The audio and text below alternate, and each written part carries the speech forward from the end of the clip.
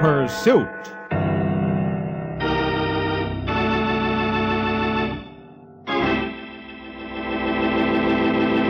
Pursuit. A criminal strikes and fades quickly back into the shadows of his own dark world. And then, the man from Scotland Yard, the famous Inspector Peter Black, and the dangerous, relentless Pursuit. When man hunts man. In just a moment, tonight's story. Now, with Ben Wright starred as the famous Inspector Peter Black of Scotland Yard, we bring you tonight's story, Pursuit, and the Man Who Died Late.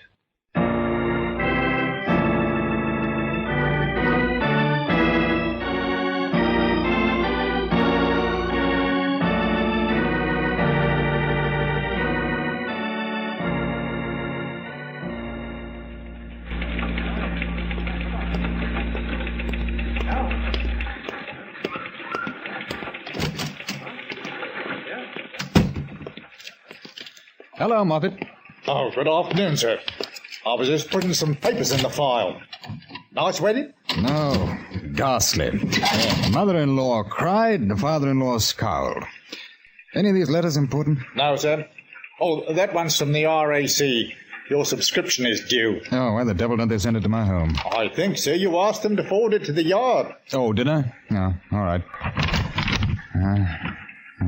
Oh, blast those rates. They seem to go up every year.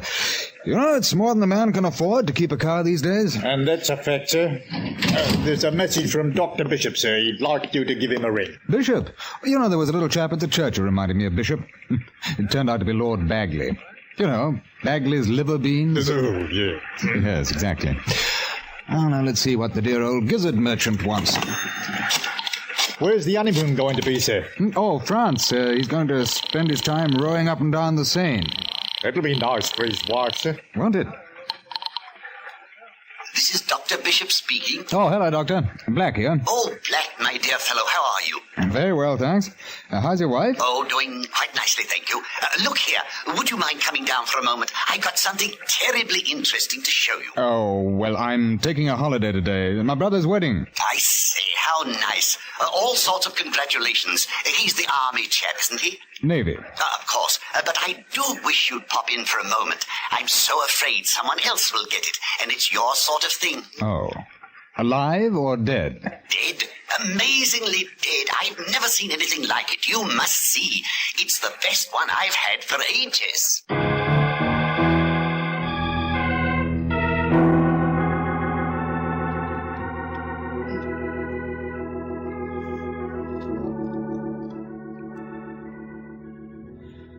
After 3 years, my new sister-in-law and I finally trapped my brother Reggie into marriage. He'd fought hard and well, but we had won. It had been a matter of principle. That and the fact that for some unaccountable reason, Vivian adored him. And so I had taken the day to see that Reggie would forever renounce his precious bachelorship. Fortified by several brandies and sodies, he had done so.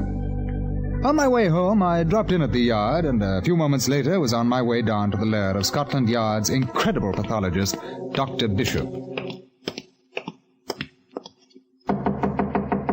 Come in. Hello, Black. So glad you could come. I don't mind telling you, this is a red letter day for me. Oh? I've got him in the examination room. My word, it's a topping case. Oh, really? I suppose the fact that he's dead helps. Rather. Wait till I tell the chaps at the RCP. Now, have a look at this. Well? Concussion? I thought you'd say that. No, my dear fellow, not at all. Here, see that? Where the head has been shaved and the incision? Yes. I took this out of the brain. Hello. You'd think a bullet in the brain would kill a man, wouldn't you? Well, they've been known to. This one did, but it wasn't fired today. It had been in there for months, and he was brought in late this morning. Oh, now look here. I thought you'd like it. Well, what about the blow on his head? That wouldn't have killed him. The bullet entered the frontal lobe, just above the hairline. See? Yes. Now, look at that. Oh. Abscess. Over a period of time, it eroded the left anterior artery. Here. And that caused his death? Oh. Today? Yes. Infection. It had to happen sooner or later. It did. Is there any way of telling how long ago the man was shot? Not definitely, I'm afraid, but several months, I'm sure. Well, what about the blow on his head? Do you know anything about that? Happened this morning. They can tell you upstairs. Who's taking care of it? Inspector Mallinson. All right, I'll get in touch with you later. Delighted. I say, Yes, old boy? you couldn't be wrong about this, could you? My dear chap, rarely. No, yes, quite. Sorry.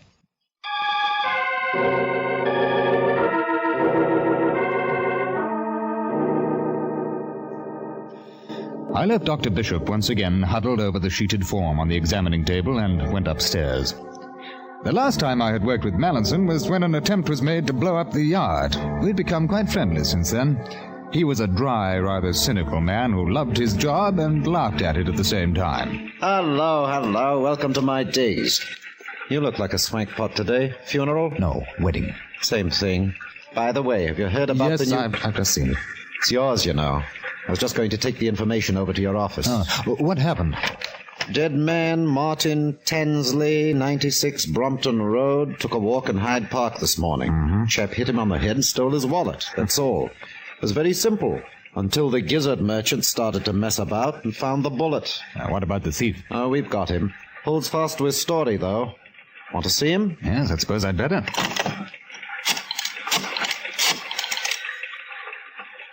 Hello, this is Inspector Mallinson speaking. Would you bring Thomas Vokes to my office, please? Thank you. Have the relatives been notified? Not yet. I sent a man to the address, but there was nobody at home. Neighbor says Tansley's wife is away in Scotland with her 2 kids we're trying to contact. Oh. Well, this is going to be interesting. What do we charge our man with? Robbery or murder? Both, I suppose. The bishop insists that the blow had nothing to do with death. Didn't do Tansley any good, I'll bet. Well, then the point seems to be, when was the bullet fired? How long ago? Who did it? And why? I've always admired your methods, sir. You seem to get right to the heart of the thing. Well, now, Chucky. Sorry. Come in. Oh, come in, folks. This is Chief Inspector Black. He'd like to ask you some questions. I told you what happened. I didn't kill no one. Which, my nasty fella, is a double negative, meaning you did kill someone. Possibly Martin Tansley, eh? I didn't kill no one. Your name is Thomas Vokes? Yes. For how long had you known the deceased? I never met the bloke in my whole life. Until this morning, what? You admit striking him down and robbing him in Hyde Park? Yes. Had you ever seen him before? No, never. What did you hit him with? A course. It was a piece of solid rubber about a foot long. I see. Did he strike his head when he fell? It was on the grass. He didn't hit his head on nothing. Ooh, double negative. Now, you listen to me, Vokes. You're in serious trouble. The man you hit is dead. It wasn't me, did it? Think I don't know how to bash a bloke so... Oh, yes, I'm sure you do. What I want to know is, did he appear perfectly normal when you first saw him? Did he walk or behave as though he was ill? Nah, looked all right to me. Too all right. That's why I coursed him. Have you ever carried a gun? What do you take me for? Of course not. I see. All right, Constable, you can take him back. That's all for the time being.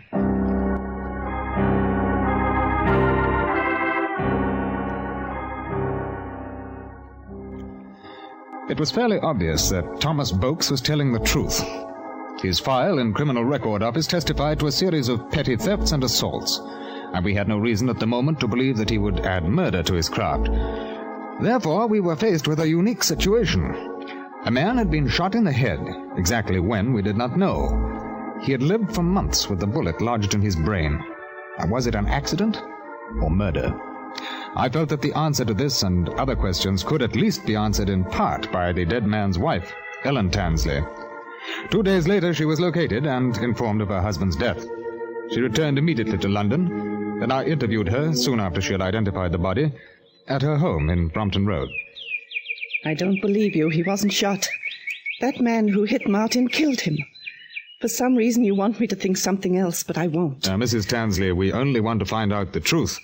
And we can't charge Boakes for something that we feel he didn't do. Now, if your husband was shot by accident, there's no need to be afraid to tell us. But he wasn't shot. He's never been shot. Why won't you believe me? You're asking me to believe that your husband was wounded in the head several months ago, and neither you nor he was aware of that fact? Why should I want to hide anything now? He's dead. You said, why should I want to hide anything now? Now, what did you mean by that? Nothing. Oh, I don't know what I mean. Please go away, please. Mrs. Tansley, I'm terribly sorry, but I must ask you once again. When was your husband shot? How did it happen? He wasn't. It never happened. He wasn't shot. You have lived together as man and wife during the past year without separation? Yes. And during that time you state that he never received a bullet wound in his head? Never. I told you. There is no doubt in your mind that the man you identified at the yard is your husband? Yes, he is. Oh, stop it, please stop. How long have you been married? 15 years. Why don't you please? I'm going to Mrs. Tansley, I'm afraid I must ask you to come with me. I'm not satisfied with your story. If you wish to telephone your solicitor, I suggest that you do so. At once.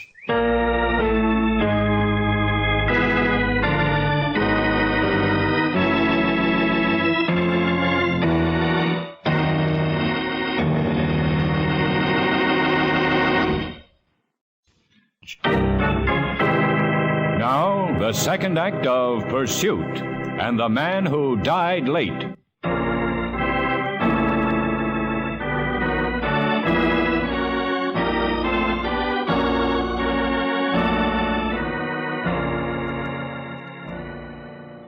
I took Mrs. Tansley to the yard. Her statements were so unbelievable as to leave no other choice. I couldn't formally charge her with murder, since murder had not yet been proven, but at least we needed an opportunity to ascertain the date and manner of the attack on Martin Tansley. Here I met with no success. Her declarations were unswerving. I don't care anymore. I don't care what you do to me.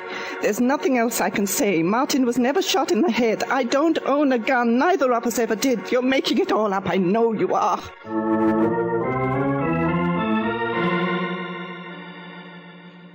That a man could walk about with a bullet in his brain was one thing, but that his wife would testify that she had no knowledge of such a fact, that seemed impossible. I left her to confer with her solicitor, Mr. Bernard Lucky, and sat with Moffat in my office. She must have done it, sir. Otherwise, why lie about it? I don't know, Moffat. I've got a horrible feeling that she's telling the truth. After what she's been saying? I don't think so, sir. I know. It's daft, but...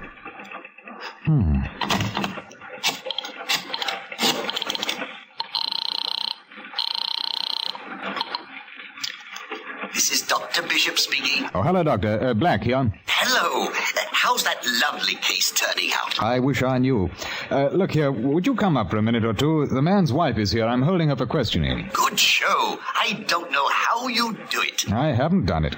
She insists that Tansley had never been shot. That it's ridiculous even to suggest it, because Tansley couldn't have hidden the fact even if he'd wanted to. What? Well, I have to assume that she's lying, but... I say, that's absolutely marvelous. It might have happened. Oh? I mean, I've heard of a case, some poor old boy shot in the head and didn't know it. Oh, no, that can't be. Oh, yes. I'll pop up and tell you about it. Shan't be a sec.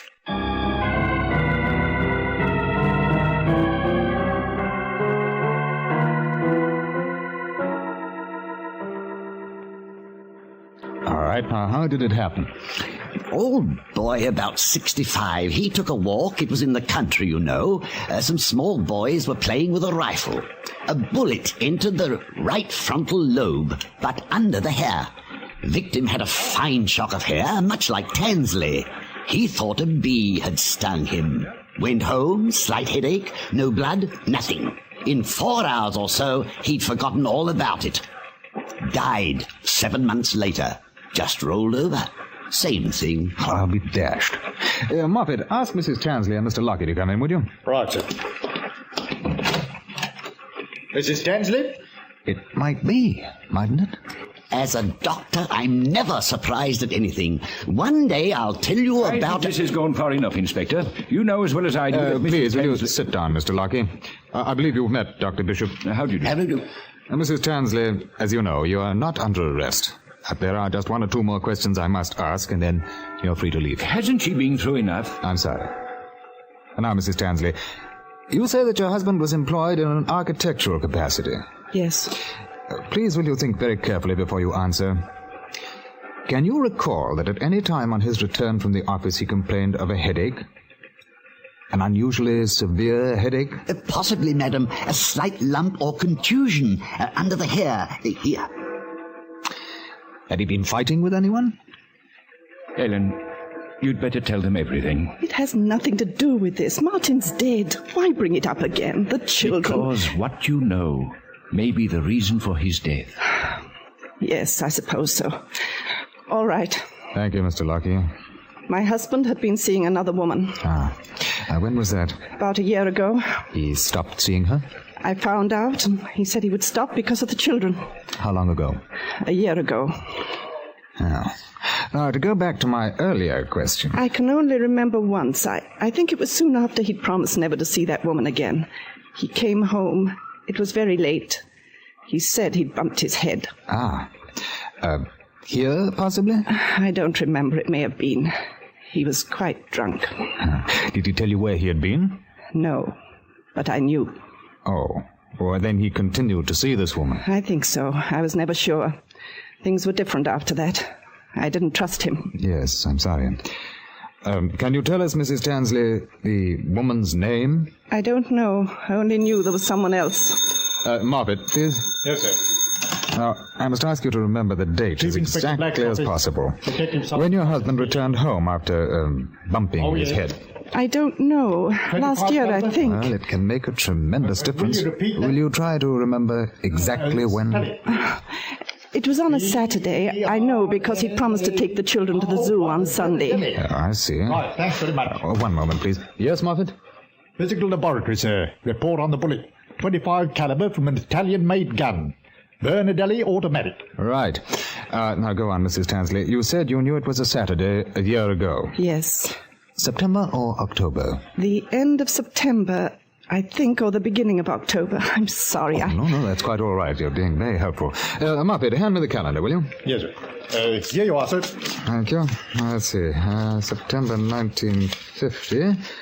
Yes, the last Saturday in September was the 30th, and the first Saturday in October would have been the 7th. It was September. Then I remember now, because Martin didn't feel like writing out a check for the rent, which is due on the 2nd.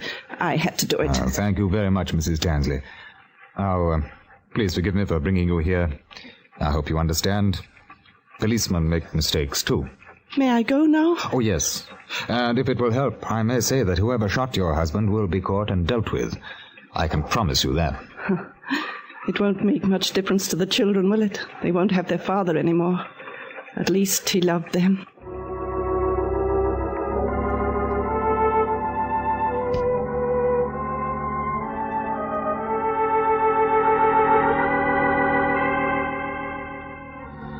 We had something to go on. The date of the shooting, I was reasonably certain of that now. The type of weapon, an automatic, which we knew was, because of its small size, used by women. And we had a possible motive, a spurned woman. We began to look for the killer. Black here. Moffat, sir. I've got a list of the registered and licensed Bernardelli pistols. Long list? I'm afraid so, sir. Well, you better get to work on it. Right, sir.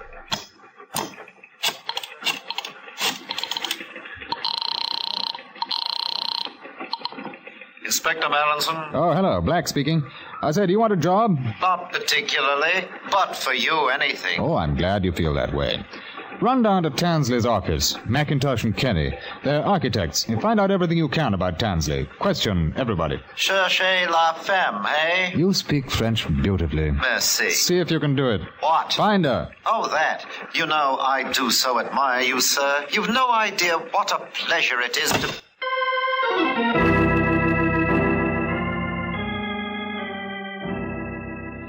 I went to the taxicab stand near Tansley's office, questioned the drivers who had been in the district for a year or more. One remembered something. He had driven Tansley to the corner of Haymarket and Shaftesbury Avenue several times. There, the deceased had got out and joined a woman. A young woman, rather simply dressed. The driver thought that she might be a shop girl. After that interview, I joined Moffat with his list of persons known to have owned Bernadelli automatics. 4 days later, we had narrowed our search down to 6 possible suspects, 2 women and 4 men. We decided to question the woman to begin with. The first was a Miss Anna Patterson of 128 Graham Road, Hackney. Miss Patterson wasn't in, but the owner of the flats who lived on the premises assured us that she would return at 6 o'clock. It was then 5:15. We decided to wait. At 5:45, I rang through to the yard to see if Mallinson had turned up anything. Hello, sir. Good hunting. Where are you? Waiting for a woman. They never keep me waiting. Got some news for you. Oh? Nasty little sneak at Tansley's office. Didn't like the man and thought we ought to know about the woman Tansley was playing about with. Know her name? Well, the nasty little sneak hated to sneak, but he ran into them one day, and Tansley introduced her. Anna Patterson. 128 Graham Road, Hackney. I got the address myself. Aren't you proud of me? Terribly. We're there now. Thanks, Mallinson.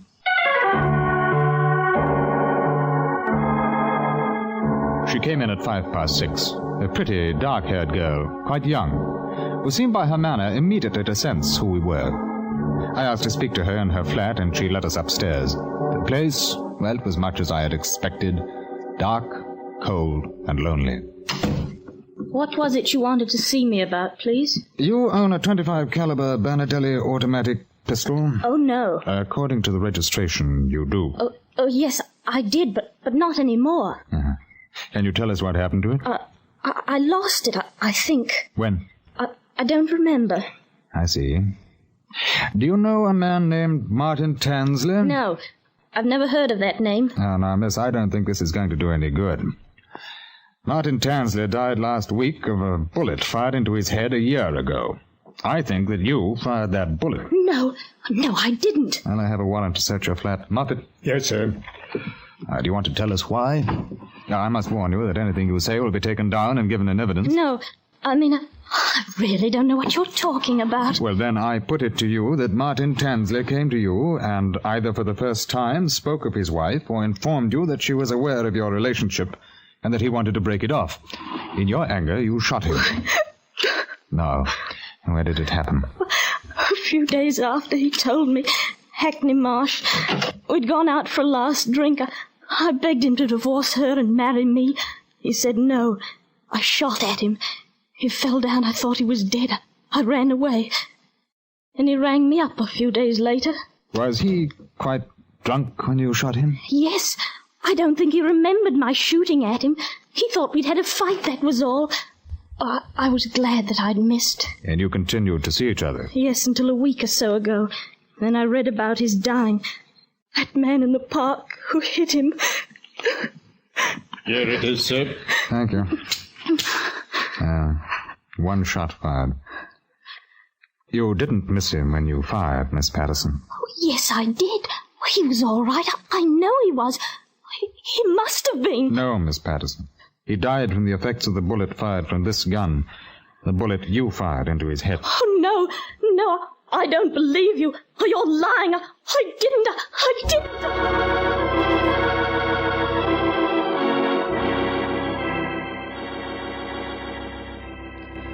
We took the girl back with us to the yard. She was committed for trial and later found guilty of murder.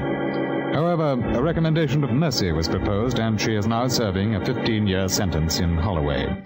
Pursuit. And the pursuit is ended.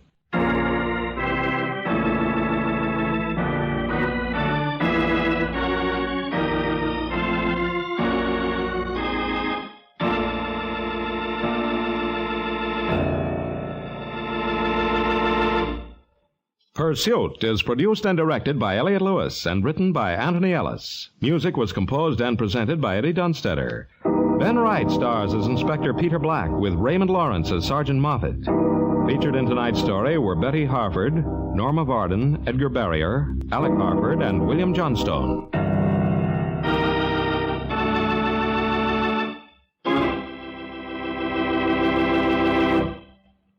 We invite you to join us next week at this same time when Pursuit will bring you another dramatic story of the famous Inspector Peter Black of Scotland Yard, relentlessly hunting down those whose disordered passions breed violence and murder. Another story of man hunting man when we bring you Pursuit. Joe Walters speaking. This is the CBS Radio Network.